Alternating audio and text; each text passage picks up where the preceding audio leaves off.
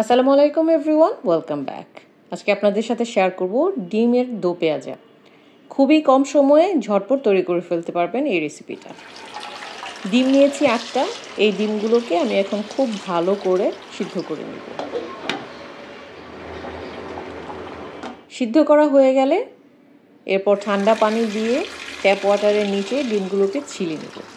Tap ওয়াটারের নিচে দিয়ে ডিম ছিললে খুব সুন্দরভাবে ডিমটা খোসা ছাড়ানো হয়ে যায়। এরপর ডিমের খোসার একটা অংশ নিয়ে আমি ডিমগুলোকে এইভাবে আঁচড় দিয়ে নিব 7-8টা করে প্রতিটার মধ্যে।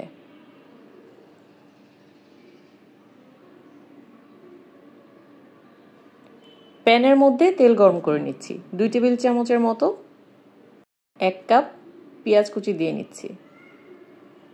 এখন পেঁয়াজটাকে নেড়ে চেড়ে খুব ভালো করে ভেজে নিব। এরকম একটু ব্রাউন হয়ে যাবে পেঁয়াজগুলো। এর মধ্যে 1/2 চা চামচ আদা বাটা, 1/2 চা চামচ হলুদ বাটা, 1/2 চা চামচ মরিচ গুঁড়া, পোস্ত দানা গুঁড়া 1/2 চা চামচ, আর দিয়ে দিচ্ছি লবণ। মশলাটাকে ভেজে নিব। ভাজা হয়ে গেলে কষানোর জন্য 1 কাপ পরিমাণ পানি দিয়ে নিব।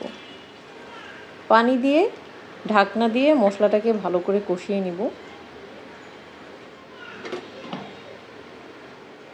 খুব সুন্দরভাবে যখন এরকম কষে আসবে তখন একটু নেড়ে চেড়ে দিব।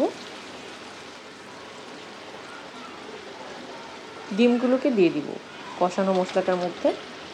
এরপরে 6টা কাঁচামরিচ দিয়ে নিয়েছি।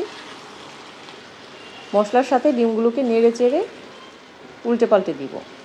তারপর ঢাকনা দিয়ে অল্প আঁচে রান্না করব 10-15 মিনিটের জন্য।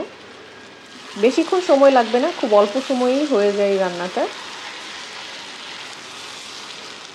ব্যাস 15 মিনিট পরে হয়ে গেছে ডিমের দো পেঁয়াজা। খুব অল্প সময়ে দুপুরে কিংবা রাতের খাবারের জন্য তৈরি করে নিতে পারেন।